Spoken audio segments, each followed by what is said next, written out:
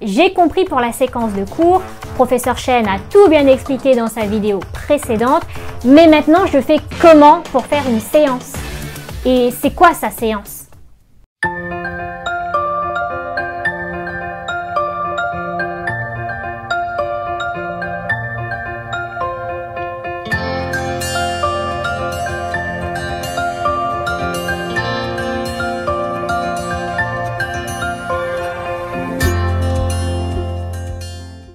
Coucou tout le monde, le professeur Chen de French Brunette in China est de retour.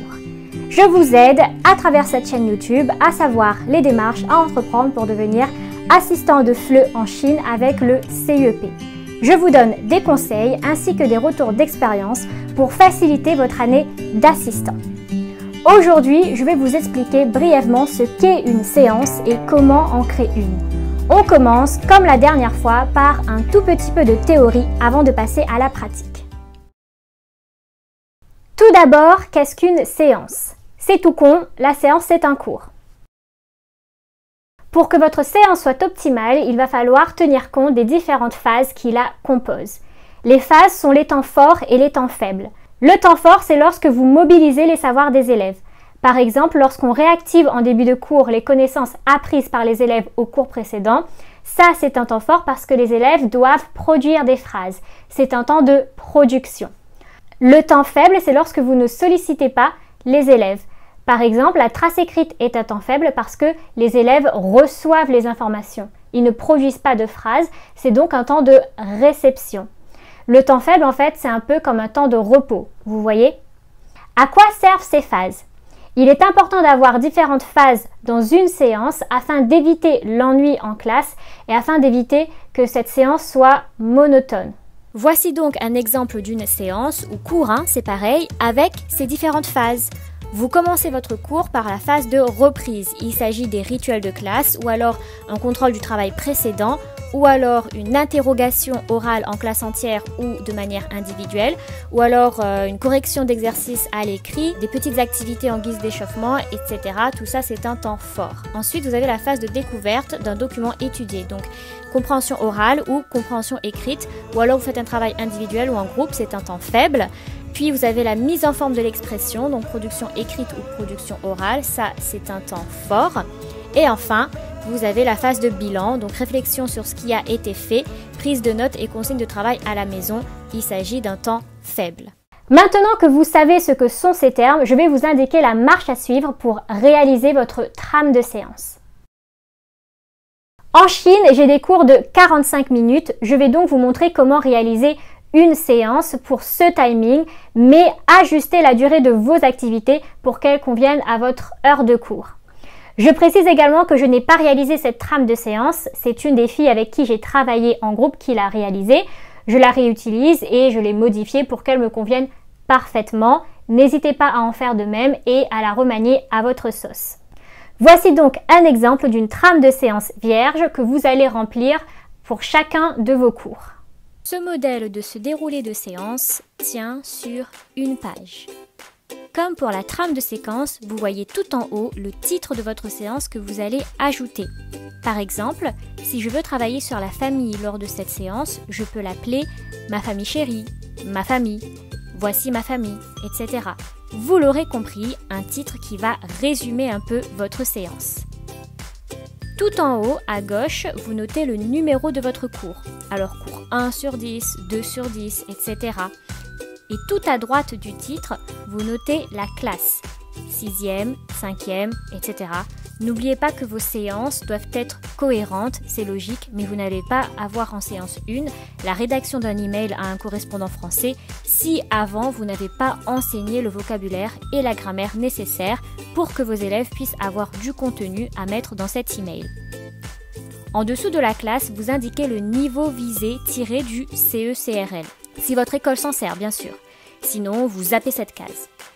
Puis, vous notez l'objectif principal de votre séance.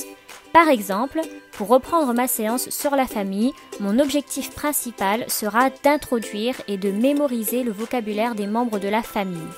Juste en dessous, dans la case Autre objectif, je pourrais avoir par exemple savoir répondre à la question « C'est qui ?», savoir présenter sa famille, etc.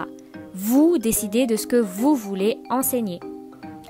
Arrivent ensuite les objectifs linguistiques, lexicaux, phonologiques ou orthographiques, pragmatiques et culturels à remplir. C'est pas bien sorcier. Par exemple, dans le cadre de ma séance sur la famille, en objectif linguistique, j'aurai les déterminants possessifs, en lexique, les membres de la famille, en phonologique orthographique, la prononciation et l'orthographe du vocabulaire vu, en pragmatique, reconnaître un arbre généalogique d'après sa forme et son contenu, et j'en passe. Vous voyez un peu le tableau. On passe ensuite aux activités langagières travaillées durant la séance. Ça va par exemple être une compréhension écrite ou une compréhension orale, production écrite ou production orale. On arrive maintenant au plus intéressant, au déroulé de notre séance. Gardez les 3 premières minutes pour l'appel et les salutations. 5 minutes si vous avez établi des rituels qui servent d'échauffement. Vous profiterez de ce temps pour réactiver les connaissances que vos élèves ont appris au cours d'avant. Vous commencez donc votre séance par un temps fort. Ensuite, j'ai mon activité numéro 1 et juste à côté la durée de cette activité. Vous jaugez la durée, c'est du à peu près. Généralement, je commence par une activité d'anticipation de ce que je veux enseigner aux gamins. D'ailleurs, vous pouvez appeler cette activité numéro 1 anticipation et non activité 1. Vous faites comme vous voulez. Par exemple, reprenons le thème de la famille pour cette séance. Je vais leur montrer une image d'un arbre généalogique avec quelques membres de la famille. Le mieux serait d'avoir une famille française typique, mais je n'en ai pas trouvé. Je me suis donc cantonnée à la famille du petit Nicolas, mais ce n'est pas obligatoire. Et donc, je leur demande de me décrire cette image, tout simplement afin de les guider vers le thème de cette séance que les élèves me diront eux-mêmes. Retenez qu'on part toujours des connaissances acquises des élèves. S'ils utilisent leur langue maternelle pour les mots qu'ils ne connaissent pas en français, je laisse faire. Je leur donne ensuite le mot français que j'écris au tableau et fais répéter. Une fois le thème trouvé par les élèves, vous pouvez soit faire une compréhension orale ou compréhension écrite en activité numéro 2, donc qui reprend le vocabulaire et ou les points grammaticaux que vous voulez aborder durant cette séance. Pour cette séance sur la famille, je n'ai pas voulu faire de compréhension orale ni de compréhension écrite tout de suite pour enseigner le vocabulaire des membres de la famille et j'ai alors continué mon activité numéro 1 en introduisant le lexique et en faisant un jeu pour que les élèves mémorisent ce lexique. Mais vous faites comme vous voulez. On arrive donc à mon activité numéro 2 qui est censée durer 25 minutes. C'est une compréhension orale sur le vocabulaire et sur un point de grammaire que je veux enseigner, à savoir les déterminants possessifs et savoir répondre à la question « c'est qui ?» Avant de distribuer la fiche d'exercice correspondante, je fais toujours une lecture en classe entière des consignes et du texte pour m'assurer que les élèves ont compris ce qu'ils doivent faire. Et après, vous faites votre activité. À la fin de la compréhension orale, vous pouvez faire une trace écrite correspondante. Pour cette séance, je l'ai faite après l'introduction de la question « c'est qui ?» et la manipulation et l'explication des déterminants possessifs. Cela me semblait plus judicieux ici. Voici un exemple de ma trace écrite. C'est qui? C'est mon grand-père, c'est ma grand-mère, c'est mon père, etc. Pour ce qui est de mon point de grammaire, celui-ci va être déduit par les élèves. Comment? Par exemple, premièrement, en exercice 1, les élèves doivent répéter la phrase « c'est ma mère, c'est mon père, etc. » Vous mimez mot. Ensuite, vous pointez du doigt un membre de la famille et vous laissez les élèves faire les phrases.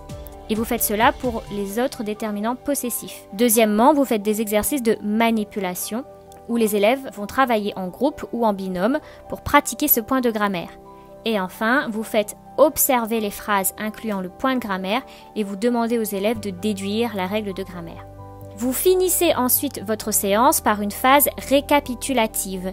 Vous faites un bilan des savoirs enseignés durant la séance. Par exemple, ici, ils vont revoir le vocabulaire à l'aide de flashcards et répondre à la question « c'est qui ?» ou alors, vous pouvez aussi utiliser votre PowerPoint. Et pour terminer, n'oubliez pas les devoirs. Donc voilà pour un exemple d'une séance. Et voilà, Professeur Chen est venu à votre rescousse et vous a donné quelques ressources pour créer vos séances. Cette vidéo met fin à la série de vidéos sur la réalisation de cours. J'espère vous avoir donné toutes les informations ainsi que tous les outils nécessaires pour que vous puissiez de vous-même créer vos séquences et vos séances, afin de démarrer cette année d'assistant de FLE de manière sereine et organisée.